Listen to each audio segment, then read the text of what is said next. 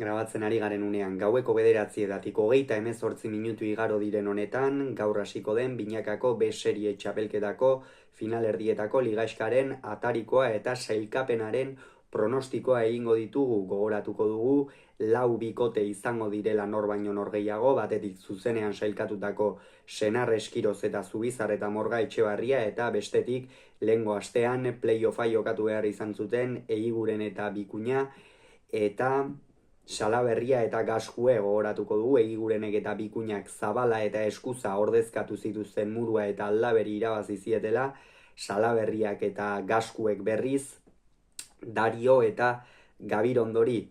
Hasi aurretik Doluminak eta Besarkada estu bat ados pilota osatzen duten kide guztiei, izan ere aste honetan zehar jakin dugu Naroa Elizalde Etxekoloenearen eriotzaren berri. 27 urterekin zendu da ados pilotako pilotaria eta sortzaileetako bat, eta esan bezala Besarkada estu bat eta Doluminak familiari eta lagun guztiei.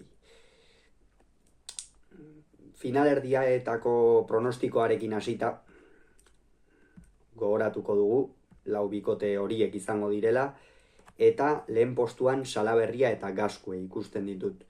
Iruditzen zait, txapelketaren bigarren zatian batez ere gorakada handia eman duela bikote horrek. Gaskue atzean bermea ematen hasi denean eta pilota aurrean hartzen duenean, astintzen hasi denean, oso zaila izan da bikote honi irabaztea. Salaberria une oso egonkorrean baitago, defentsan oso fin eta erasoan ere ongi uzten baldin bazaio ez du barkatzen honek, sekulako bola daude eta horri noski jarraipena eman nahiko diote. Txapelketa ez zuten modu honean hasi, horren ondorioz playoffak jokatu behar izan zituzten, baina hasieratik favoritoen artean sartzen zen bikotea zen, inolako zalantzari gabe, eta hori berretsi egin dute. Bigarren postuan Senar eta Eskiroz ikusten ditut. Lehen fase oso ona egin dute, egia da amaieran apur bat jaitsi egin direla, baina ordurako jada sailkapena erabat bermatuta zuten lehenengo bien artean, eta hemen Josu Eskirozek atzean berme handia ematen du, pilota gainera luzei hartzen du, eta gero Beña Senar oso pilotari luzea da, sotamano zikeragadizko zuloak irekitzen ditu, eta gainera ikusi dugu ezker gantxoak ere funtzionatu diola. Orduan hor Senar eta Eskiroz bigarren postuan geratzeko favoritoak inolako zalantzari gabe. Hirugarren postuan Eiguren eta Bikuña ikusten ditut. Hauek playoffa jokatu behar izan zituzten ere, Salaberriak eta Gaskuek bezala. Eigurenek gaur ez du jokatuko, lehengoan min hartu baitzuen, Ander Murua jokatuko du, eta behar bada hor egon daiteke. Hauek hirugarren geratzearen gako nagusietako bat.